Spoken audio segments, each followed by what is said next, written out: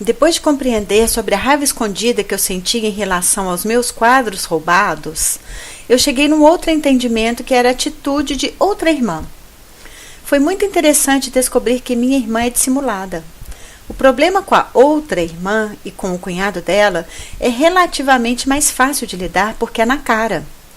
E isso ficou muito claro de ver da perspectiva das pilotagens, porque as pilotagens são para isso, para dar luz, mudar o foco, mostrar algo que estava oculto e que por isso não é fácil entender. Eu tenho muita facilidade para gritar quando estou em situação de muita pressão. Sou relativamente alta, tenho 1,70 m e sou meio estabanada. Se a situação é de briga, eu meto medo no contraente com relativa facilidade.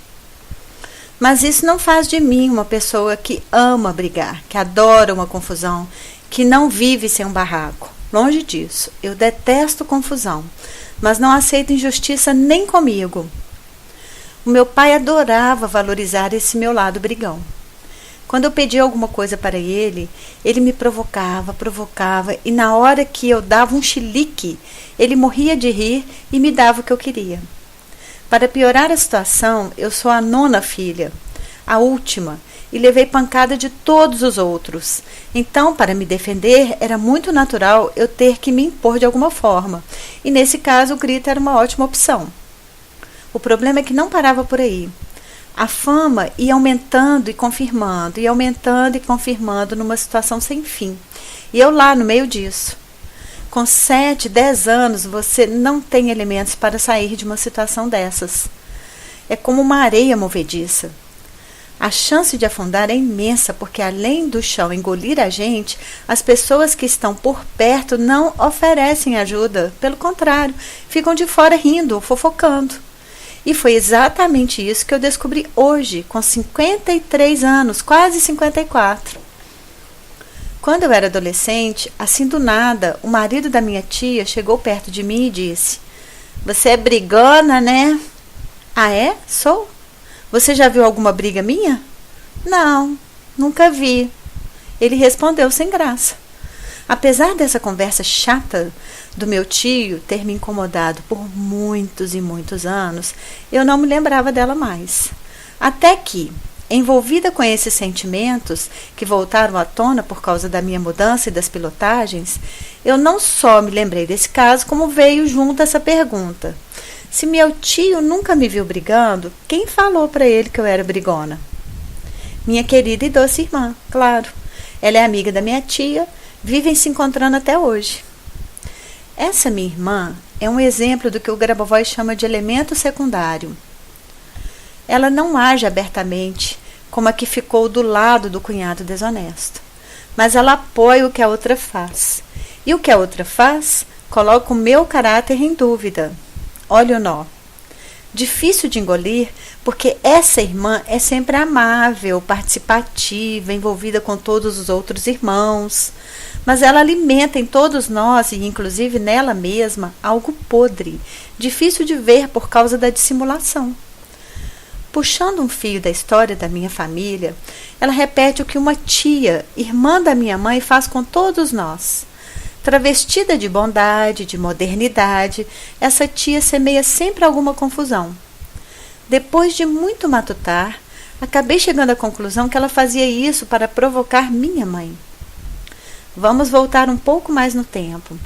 Minha mãe fugiu aos 17 anos de idade para se casar com meu pai. Meu avô era uma pessoa difícil e minha mãe, a filha mais velha. Era insuportável viver com ele. Só para dar um exemplo, ele era professor de português, mas não deixou nenhum filho estudar. Achava as escolas muito ruins e não permitiu que os filhos as frequentassem, causando muito sofrimento em todos eles. Outro exemplo edificante deste senhor.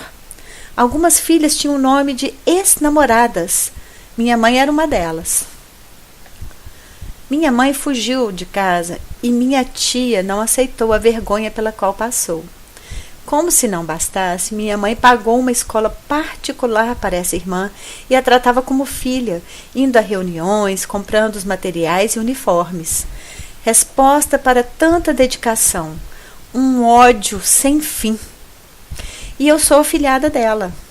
Ai, como eu gostaria de contar. Bom, voltando ao tema do casamento da minha mãe, um dia eu descobri que minha avó também tinha fugido de casa para se casar com o meu avô. Isso deve ter sido em 1900 e pouquinho. Meu bisavô era apaixonado pela filha. Ele era um homem super dedicado.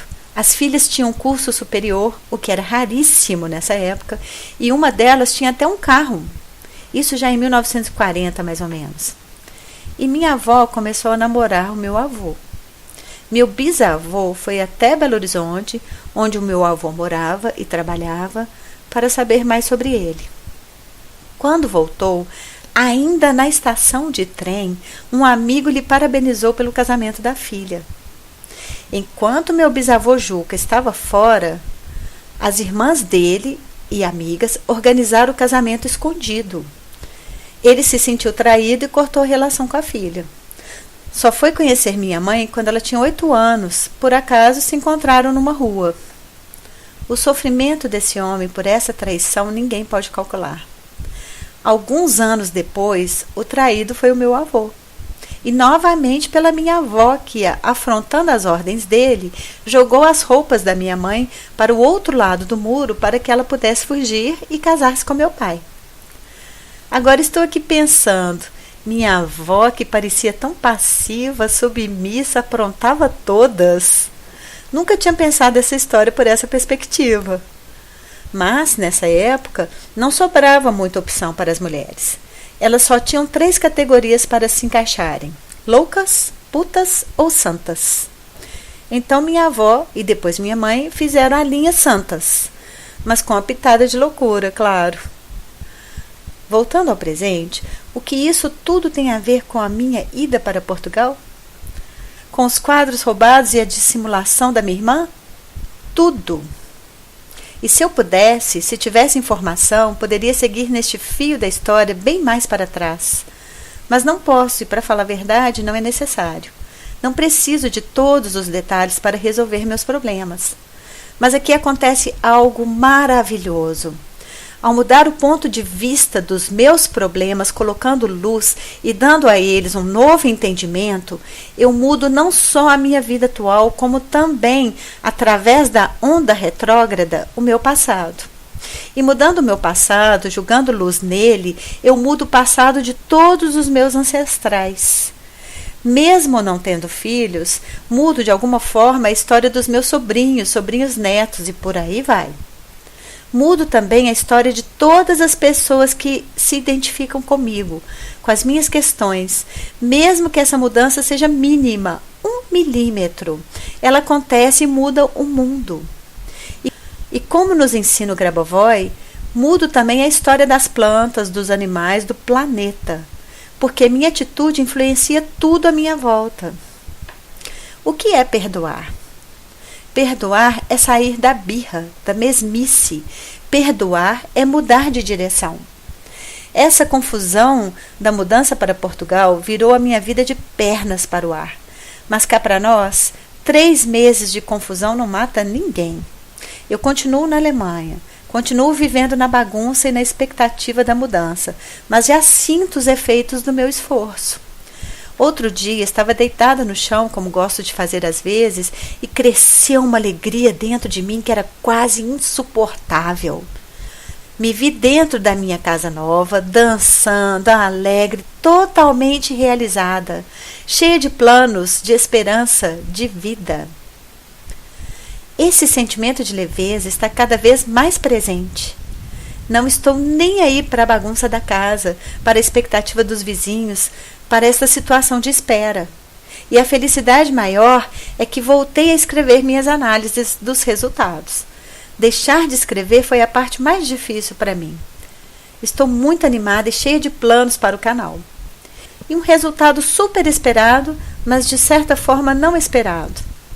Ando falando algumas coisinhas em alemão.